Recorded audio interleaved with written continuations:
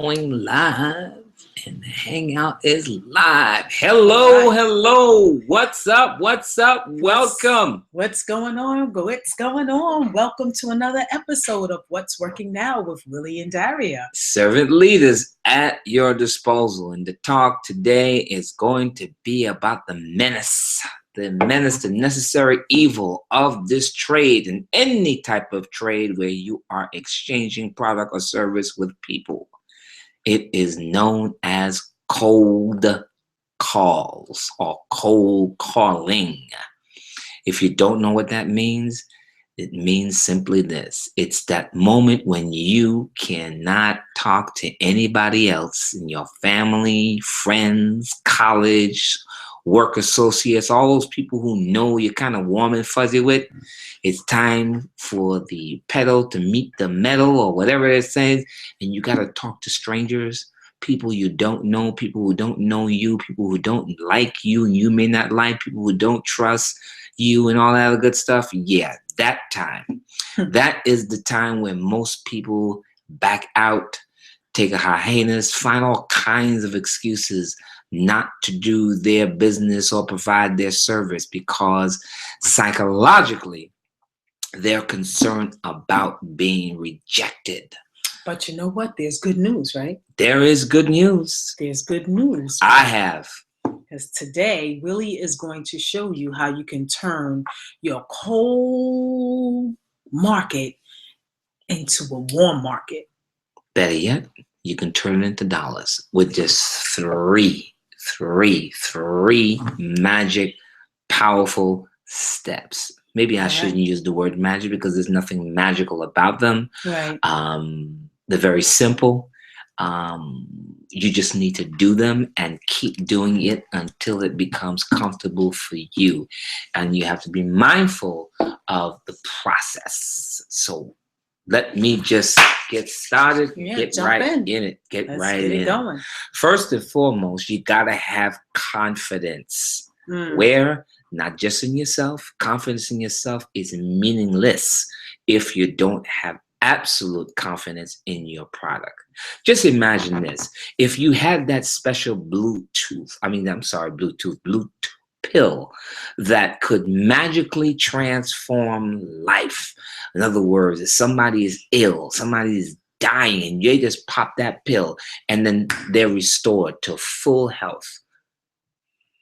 Without hesitation, you'd have no problem giving that information to anybody. Anybody you think would need it. Anybody you think would buy it. Why? Because you know it works. It's the same type of attitude you need to have around your product or service. And what will give you that confidence? Knowing first that it works. And the first person to testify whether your product or service work is got to be you. That's right. You have to be a user of the product or service that you are trying to get other people to use or have. If you're not a user, then nobody's going to buy into that. Nobody's going to buy from you. I don't care how well you can present it. I don't care how much you know about it. If you're not driving it, if you're not eating it, if you're not wearing it, if you're not using it, you can't sell it. Plain and simple. It's pretty difficult to talk about something that you don't know about. Exactly. You have no experience. If somebody asks you a personal question about it, you'll be like, no, you don't want to do that. You don't want to do that. You do not want to do that. Does your product or service solve problems? That's all you need to know. If it solves your problem, you got a testimony. You have a story. If it solves somebody else's problems, great. You have their testimony. You have their story. But that is the first and foremost, and that has to be your driving point in terms of what's your purpose in calling on somebody and sharing with them what it is that you do in the form of a service or a product. That's it. That's it. If you don't have that from the outset, then you're wasting your time. Pretty important. Wasting your time. So again, recap. You gotta have confidence in your product. Plain and simple. It's a must. Next, tonality. Tonality. Communication with people is universal. You're just talking. Mm-hmm. You're talking. You're communicating to people. You want to have an even tone. You want to be purposeful in your conversation. You want to be respectful in your conversation. You're calling on people who don't know you. Whether you're operating from a list, whether it's a referral, it doesn't matter. If you're calling somebody, you get them on the phone. Listen, there's nothing like a face to face. There's a lot of things you can accomplish with a face to face conversation that you cannot accomplish on the phone. However, this is the antidote. You want to be mindful. So you get somebody on the phone, don't be afraid to ask them, did I catch you at the right time? Mm. That should be the first thing that come out of your mouth, because you want to be considerate. You just don't want to get them on the phone. Oh, I got a live body, and you start talking, because that will turn people off, because you don't know where that person is on the other side. Yeah. They could be having dinner. They could be going through a rough period or a rough day. By just you asking that question alone shows empathy for their time. And guess what? If they are available, they'll tell you. If they're not available, then ask them what would be a better time to call you, to call them.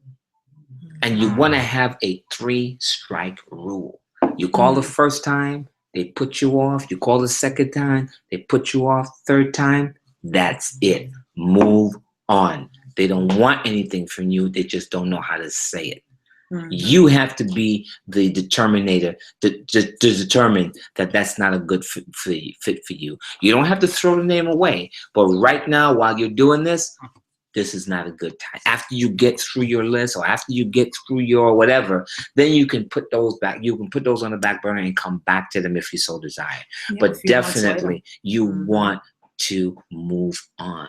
Tonality. One of the things that I learned from my buddy Ray Higdon, if you don't know him, look him up, rayhigdon.com, is when you call somebody for the first time, speak to them naturally. Hey, Ray, this is Willie. You want that person to think, my goodness, did I run into them and I just forgot that I had this scheduled this appointment? You want to, yeah, do you know them? Do I own whatever the situation is? You want them to kind of like pause for a second and say, hey. And like I said, the next thing you want to ask them, is this a good time for you? Be human. Yes, be human. Yes. Treat them the same way you want to be treated. Think about all those people you hung up on. It wasn't because they called you, because they were rude. And you felt that they had no other purpose than to get you to buy something, whether you needed it or not. Right. So you don't want to do that. And by not doing that, you set yourself apart from all of those folks out there. Listen. Talking to strangers is a serious challenge. Even now, they have technology out there where these electronic robots, or whatever you call them, they make the call, they do the whole presentation, and they give you an option. Choose one if you want to learn more, or hit 2 to be taken off the list if you're lucky. Oh, I can't okay, stand those things. so you know that is so impersonal, but yet people just don't like rejection. And really, honestly, but there's nothing wrong with it. If somebody doesn't want anything from you, there's always somebody else who does. Okay, there's always somebody else.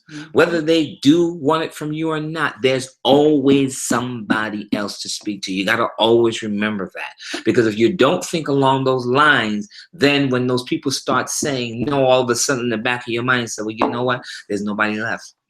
That's not true. That's not true. There's thousands, millions of people. There's enough people to talk to that will keep you going for your lifetime. But you got to believe it. Right. It's true. So true. Finally, that last tip. Everything that I mentioned to you before is all part of the process. You want to continue doing it as often until you become comfortable with the process, until you become comfortable making that call. Hello, my name is Willie. How are you, George? Great to hear. Did I catch you at a good time? Excellent. Listen, I got a 10-minute video that I am dying for you to see. I know it may not make sense to you right now, which is why I'm not going into much details. But if you can get by your computer real quick, I'm going to give you this link. Type it in and you take a look. Don't worry, I'm going to be right on the line. So when you're finished, then you can tell me what your thoughts are. That is just one simple pitch, right to the point. You're not promoting anything. You're just asking for a quick solid for 10 minutes. Somebody can give up 10 minutes, 15 minutes. Well, you never know. Exactly. Until you ask. Exactly. And you got to ask.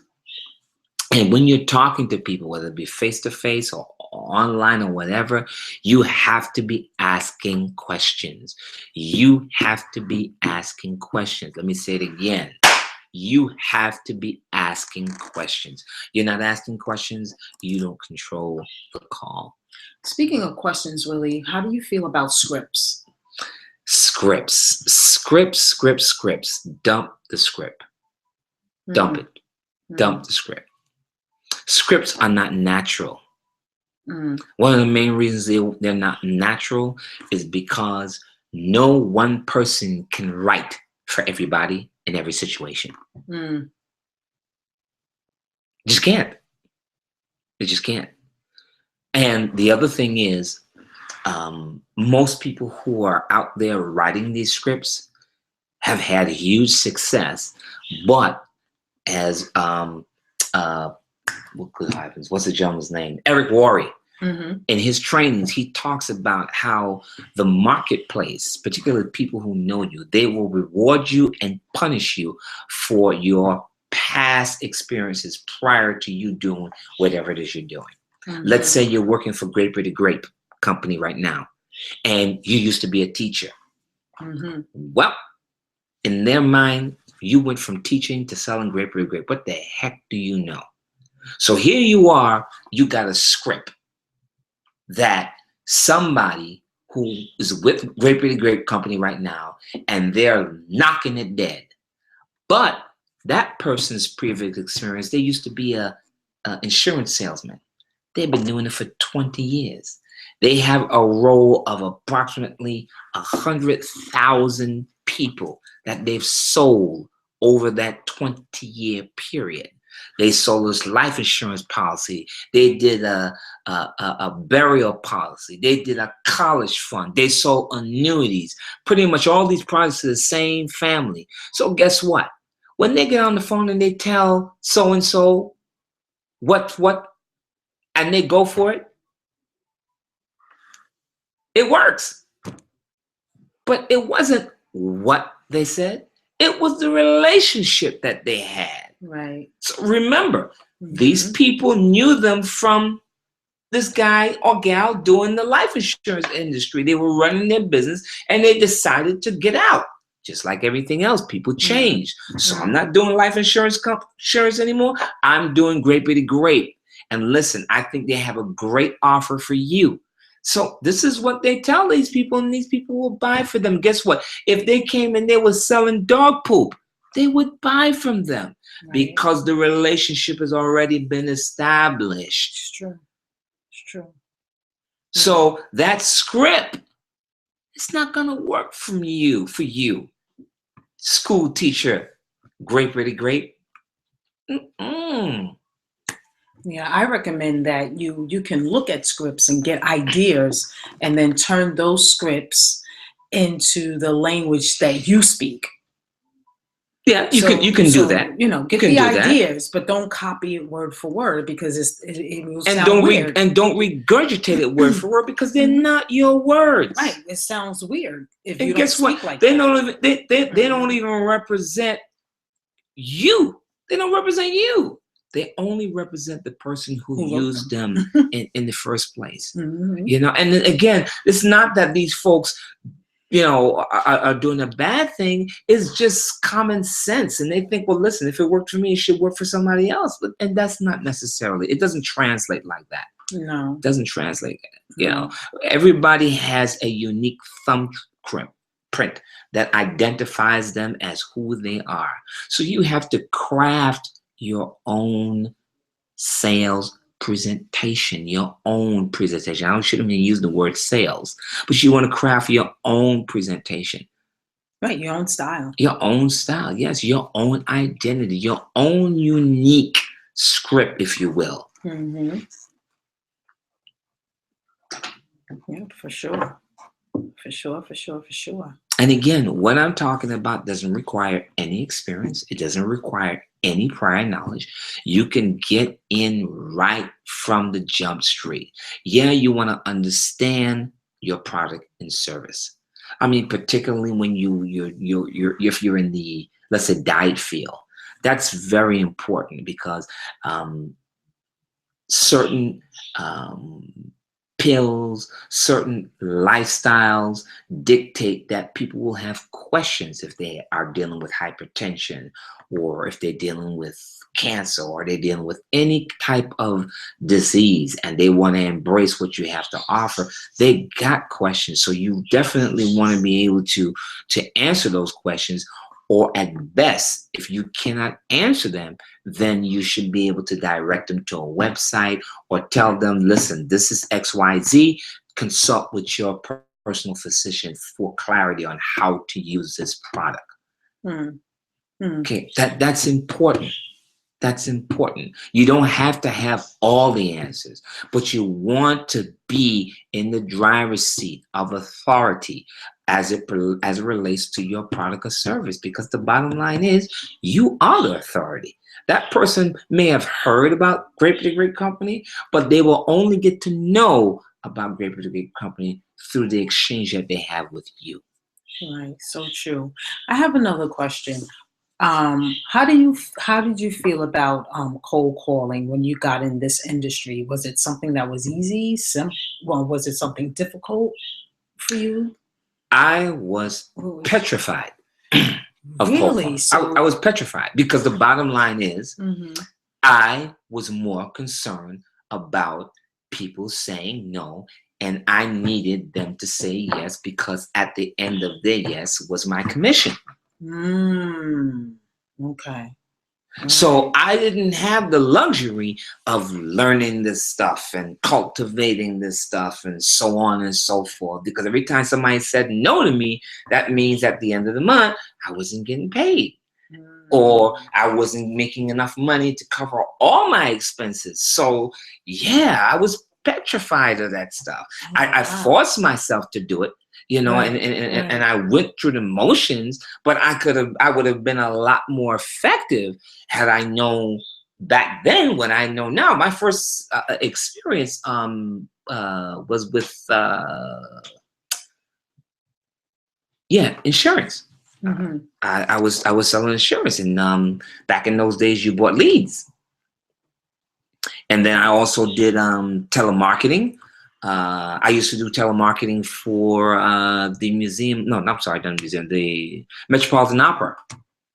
And basically, I was only calling out to previous subscribers who actually bought tickets from last year's productions. So that was kind of a quasi warm market. While they didn't know me personally, they did know the Met. So that was pretty cool and pretty simple. But the insurance thing really, really, really rattled my cage. And it rattled my cage because again, I was talking to complete strangers. And then I had so much stuff going on in my head that, and then of course, the training that I received, although it was well intended, was really focused on doing the action and getting the numbers. Back in those days, you got 100 referrals. It bogged down to 60 calls. 60 calls became 40 appointments. 40 appointments became 15 opportunities, appointments. And then out of that 15, if you closed 3 out of that number, you were doing good, and that would take you on to what they call counsel. That would be your rank advance, so to speak. And Mm, basically, I started out the gate great, because at that time I was talking to family and friends. mm, After that well period. Yeah. dried up, It was hard. It was hard. Wow. Did you ever get over it? Did you Oh overcome it? yes, I overcame it. So how did you overcome it? Well, again, I overcame it by understanding what the process really is. Mm-hmm. And back at that time, it's nothing like it is today, where people are walking around with their cell phones and smartphones. But my company at that time, we were competing against two other companies. We call them the Rock and the Peanut companies, and they were doing major marketing on television, and my company didn't do that. So it was really, really tough. But how I got over it is I Mm-hmm. started to recognize what the real issue was and what I needed to get people to start thinking about, which was their mortality. Mm-hmm. Estate planning, things that people don't like to deal with, but they are necessities. So you had to again understand product and teach people. So that helped me get Mm-hmm. over it. So in other words, became a different dynamic. I wasn't thinking so much of just selling insurance because you needed insurance, but I started matching the product with the need. Wow. So from what you're saying so far is, number one, you need to educate yourself on the product. Number two, you must not be addicted to the outcome. You cannot be addicted to the outcome. People are going to say no Right. because it's not their time. It's not about you. It's about them. And that was going to be the third thing. If you're thinking so much about you and what you need, you're not going to find success, because it's not about you. It's about the people that you're serving. So you want to focus on who you're serving and how your product can help them. I mean, let's face it. Everybody who's part of a company, the training is all about going out there and knocking them dead. Your quick results spawns longevity and all that kind of stuff. But things happen quickly and you lose them quickly as well. So again, if at all possible, you want to be able to pace yourself. Everybody has a different need. Everybody has a different way of achieving things. I mean, somebody might be listening to this and flat out disagree with me. That's fine. I'm only sharing with you what I think works universally.